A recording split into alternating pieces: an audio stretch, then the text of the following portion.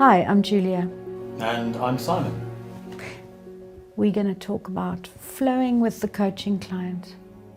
I'm the coach, here's the client.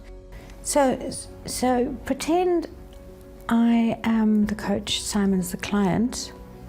So here we go. Hi Simon. Hi. How are you doing? I had a really difficult weekend. I didn't get much sleep. The kids were a nightmare. I had work to do. And I haven't been feeling so well either. Okay. You know, I love your shoes. Where did you buy them? My shoes. Okay. So there's an example of not flowing with the client. How did that feel for you, Simon? I felt like I'd been quite vulnerable quite early on. Yeah. And I'd communicated, I think quite clearly, that I'd had a really difficult weekend. Yeah. And so I felt a bit unheard, I guess, when you asked me as a follow-up question, where did you get those shoes? Even though it was a piece of flattery, and clearly you like my shoes, that's not what I'm up for talking about. Yeah. Because I brought a whole bunch of other stuff into the coaching conversation quite early on. Yeah, so maybe not validated by the coach. Yeah, I'm wondering whether you were listening. You were wondering whether... Yeah. I actually was looking at your shoes. Yes, I know. I saw. So that was difficult. I didn't feel like perhaps we were in a conversation that where you had my best interests at heart. You were distracted. Yeah, I just wanted to know where to buy your shoes. Yeah. Did you feel there was a connection? When you asked me how am I, yes. But as soon as you brought in the shoes, then it was down. The connection was lost for me. Did you feel me keeping that connection throughout your answer, or halfway through did I lose interest and go into your shoes? You seemed to, so it looked like, now you come to mention it, so it looked like a thought popped into your head, or you noticed the shoes as I was responding and saying what a dreadful weekend I'd had, and maybe even half my answer had got lost and wasn't heard. Yeah. So that was very difficult, actually, to be this end of.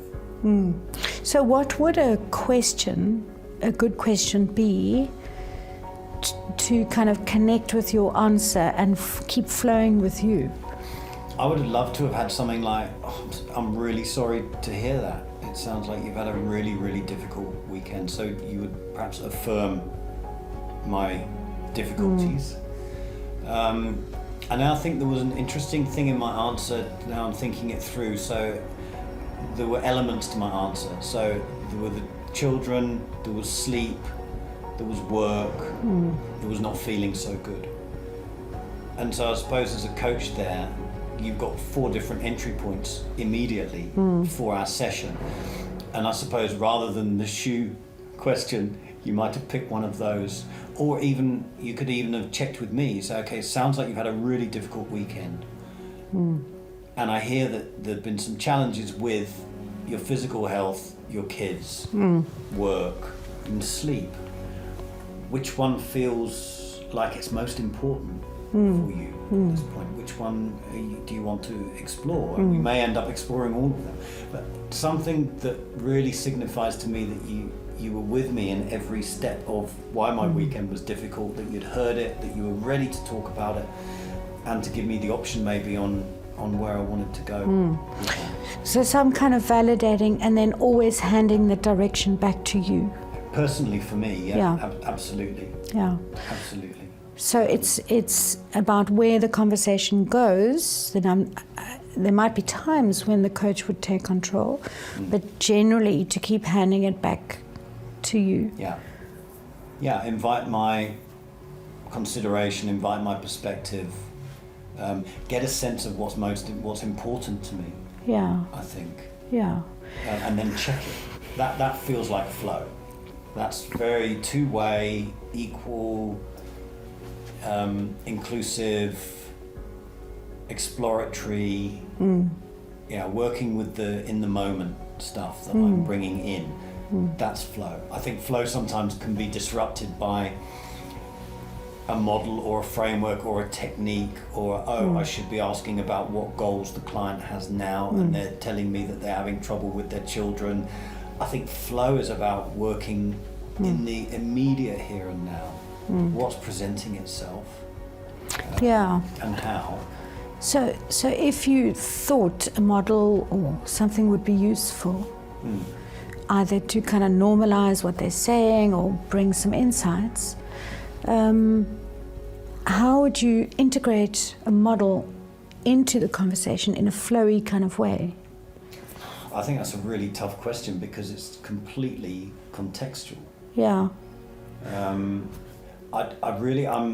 I like models, and I'm talking now as a coach, whereas of course I was the coachee a few minutes ago, but as a coach I like models, but I'm quite wary of them because they can disrupt the flow. So I think a complementary piece of information, data, theory, framework can be useful. So I mean the maturity model's really good for that. So if I'm telling you about some difficulties that I've had as the coaching client, and you know that actually my transitional space at the moment is from, let's say, performing to internalizing, then that's a useful piece of theory which can underpin the conversation in the moment. Yeah. But I'm a big believer in the focus on what's going on right here. Yeah.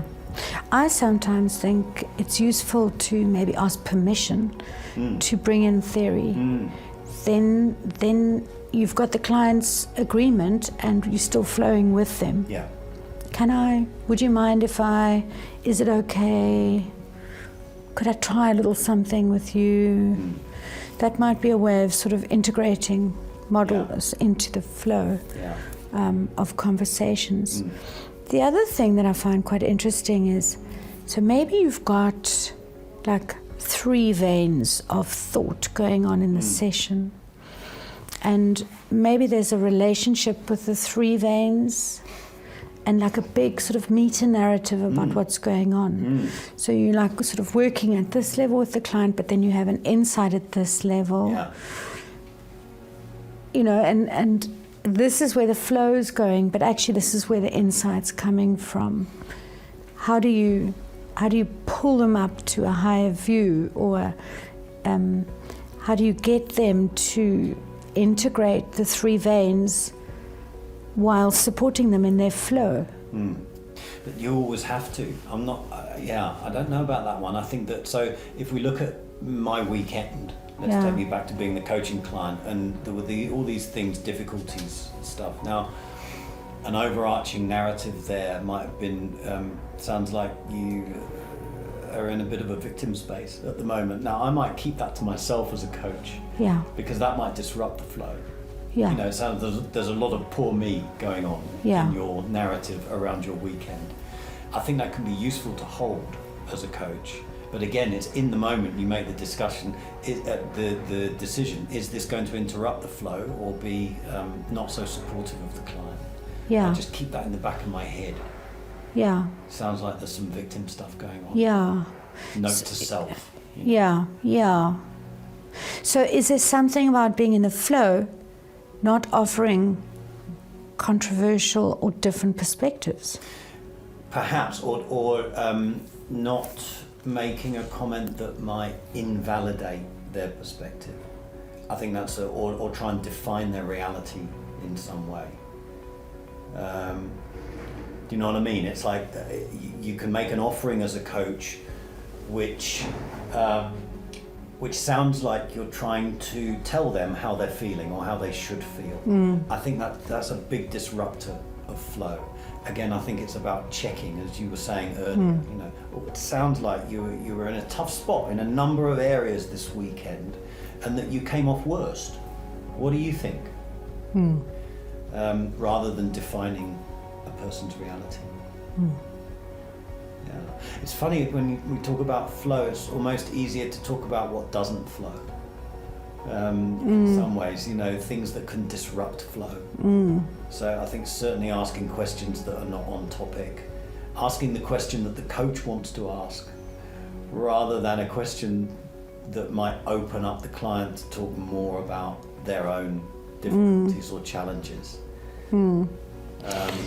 And sometimes it's not even useful if the client's then, like, if they've got, you know, some people have got talking things that go on, they kind of rev themselves up in the session and you can't get a word in. And often it's less about content and more about a process, and so almost you have to stop the flow to say, let's look at how you're expressing this. Yeah. Is this how you express stuff? Yeah.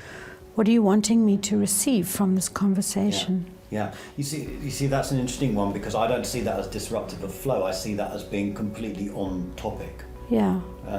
Because you've spotted something around the client's talking style. Yeah. And you've asked a challenging question about it. Well, let's just stop and look at this. That's still on message. That's on the subject. It's not disruptive. For me, when flow disappears, it's because another topic has been brought in by the coach that is seemingly irrelevant to the client's current situation, current problems, current challenges. Some doors being closed. Yeah. Yeah. And that's a felt sense, I think, as a client. So I guess the question for me is, how do we seek to maintain flow? How do we keep an eye on it as coaches when we're in the coaching space with a client? How do we know? How do we know we're in flow? It's a feeling. You can feel when people are with you or not with you. I suppose for me it's like sometimes, I mean, you want people in flow most of the time. And then you also don't want this relationship to be too trapping. Sometimes you want them to kind of reflect on their own or go off on a tangent. Yeah, I suppose also like flow for one may be different for another. For me, it's a felt sense of connection. Yeah, and I like the going off on a tangent thing, and it makes me think, well, perhaps it's fine for the client to go off at a tangent, and flowing is staying with the client. Yeah. I mean, bringing back if it's, you know, wildly out the way. I think that if a coach decides to go off on a tangent, then we're not in flow. You know, one of the greatest examples of that is when a coach unskillfully brings in their own life experience. That is like, whoa. Yeah, but skillfully, that can be a moment of real flow. Yeah. So when you're moving from coaching into lecturing, advising, whatever, like, here's my life, learn from it. Yes. Very disruptive to flow. But generally, I think just stay with your client. Feel where they want to go. Affirm them. Hear them. Ask the challenging questions. And just watch your own stuff. I think that's probably the big one. It's the watch your own reflexivity stuff. thing again. Yeah. Yeah. Watch when I'm bringing too much of myself in, and not focused on who's really important in the room, which is the client. Indeed. Anything else come to mind? No, thank you. Thanks.